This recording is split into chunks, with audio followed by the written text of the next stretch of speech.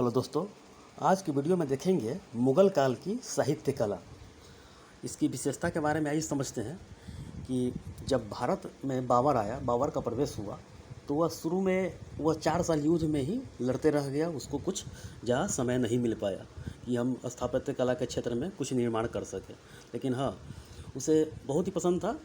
वो आगरा में आराम बाग का निर्माण करवाया। पानीपत का युद्ध जीता था, वहाँ पर एक मस्जिद का निर्माण कराया था। तो ऐसे ही आइए इसकी विशेषता जानते हैं, समझते हैं। इसकी विशेषता ये है कि जो मुग़ल काल की स्थापत्य कला बहुमुखी सांस्कृतिक गतिविधियों के कारण यह भारत में आकर बहुत प्रसिद्ध हुआ और यह इतिहास का सेकेंड क्लासिकल युग बोला जाता है।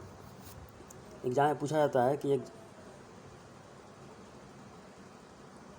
इतिहास का सेकेंड क्लासिकल युग। इससे पहले ऋग वैदिक काल हो या उत्तर वैदिक काल हो, उससे पहले सिंधु सभ्यता हो या मौर्य काल हो। मौर्य काल में जब अशोक के द्वारा निर्माण कराया गया, या महात्मा बुद्ध का जो भी शैली था उसके बारे में निर्माण कराया, तो इसको सेकेंड कला निर्माण बोला जाता है। यानी कि सेकेंड स्थापत्य कला का क्षेत्र बोला जाता है। यानी कि यह इसकी विशेषता में पहला विशेषता हो गया। यह इस्लामी शैली और भारतीय कला का दोनों का मिश्रण था ये। यानी कि यह सेकेंड क्लासिकल युग बोला जाता है और इस्लामी शैली और भारतीय शैली का दोनों का मिश्रण था।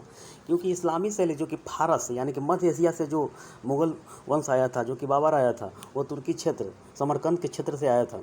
और भारत में गुजरात, बंगाल, जौनपुर आदि के में जो विकास हो चुका था, उसी के दोनों का मिश्रण था ये। और इसमें उस समय पित्रा जो कि नक्काशी किया जाता था, प्योर संगमरमर का प्रयोग किया जाता, जो कि आगे देखेंगे। इसकी विशेषता यही है कि बहुमुखी सांस्कृतिक गतिविधियों के कारण सेकेंड क्लासिकल युग बोला जाता है। इस्लामी भारतीय का मिश्रण बोला जाता है। फारसी, मध्य एशिया और भारत में गुजरात शैली हो, बंगाल, जौनपुर इत्यादि। और पित्रा संगमरमर का प्रयोग इसमें ज़्यादातर किया गया है। ठीक है, तो आइए बाबर के बारे में समझते हैं।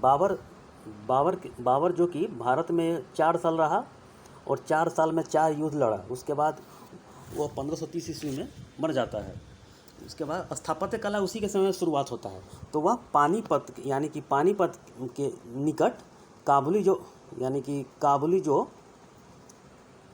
काबुली बाग में अपना एक मस्जिद का निर्माण करा था, जो कि 1529 ईस्वी में। आइए समझते हैं। और आगरा में आराम बाग का निर्माण कराई। एक ही एग्जाम में यही पूछता है कि बाबर ने आगरा में आराम बाग का निर्माण कराई। ये आप लोग याद कर लेंगे। ठीक है।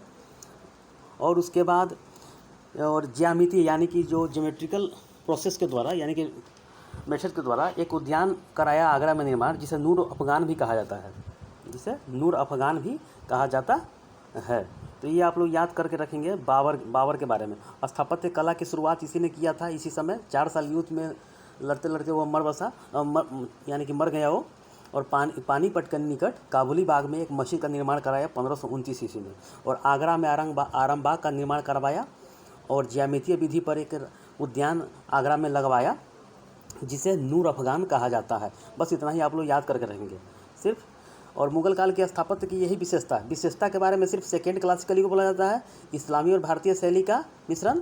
और बाबर के बारे में यह आगरा में आराम बाग का निर्माण कराया था। आप लोग ये 2 पॉइंट जरूर याद करके रखेंगे। बाकी हम समझने के लिए लिखे हुए हैं यहाँ पे, तो ये आप याद करके रखेंगे।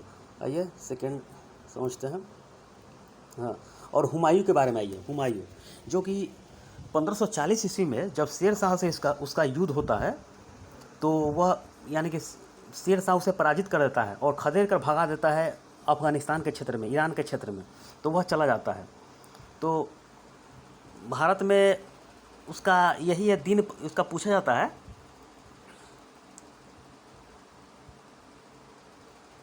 हाँ, भारत में पूछा जाता दीन पनाह के, यानी कि दीन पनाह पुस्तकालय, यानी कि पुरानी दिल्ली में वह निर्माण कराया था।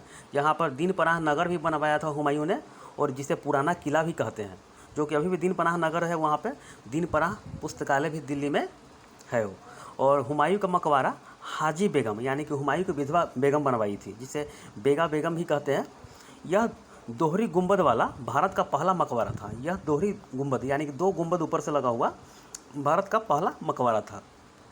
तो हुमायूं के बारे में ये बात याद करके रखेंगे।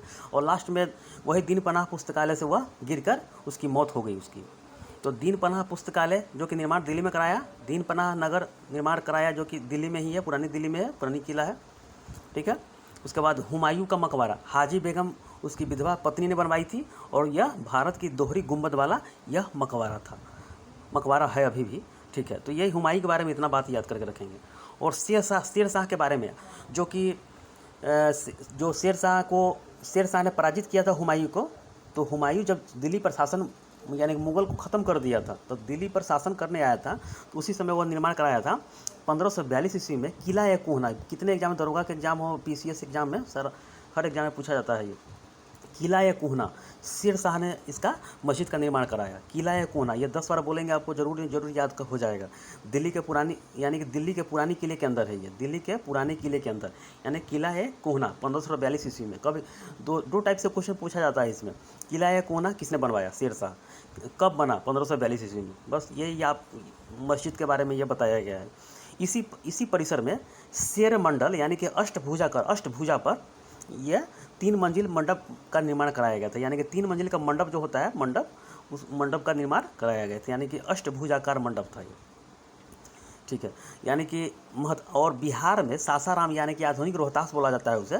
सासाराम यानी कि सासाराम में झील के बीच में एक ऊंचे चबूतरे पर उसका मकबरा स्थित है, जो कि भारतीय और इस्लामी शैली का मिश्रण है। ये जरूर याद करके रखेंगे, जो भारत में ये सासाराम में है, और ये ऊंचे चबूतरे पर स्थित एक मकबरा है, भारतीय और इस्लामी शैली का यह मिश्रण है। तो बस ये पहला पार्ट है। मैं छोटा वीडियो लेकर आता हूँ क्योंकि आपको समझने में दिक्कत ना हो। तो इतना आप लोग समझ गए, तो आप लोग ये पॉइंट जरूर आप लोग याद करके रखेंगे। जैसे हुमायूं है, दीन पनाह यानी कि दीन पनाह पुस्तकालय का निर्माण करवाया, दीन पनाह नगर का निर्माण कराया। हुमायूं का मकबरा हाजी बेगम ने बनवाई थी। हुमायूं यानी कि हुमायूं की विधवा पत्नी ने दोहरी गुंबद वाला भारत का यानी कि पहला मकबरा था। किला ए कोहना शेर शाह ने बनवाया था 1542 ईस्वी में, दिल्ली के पुरानी किले के अंदर में है। इसी परिसर में अष्टभुजाकार 3 मंजिला मंडप का निर्माण कराया था। और यह बिहार के सासाराम के झील के बीच में ऊंचे चबूतरे पर एक मकबरा है, जो कि भारतीय और इस्लामी शैली का मिश्रण है। आप लोग ये जरूर याद कर लेंगे। तो ठीक है, आज के पार्ट में बस इतना ही है। धन्यवाद।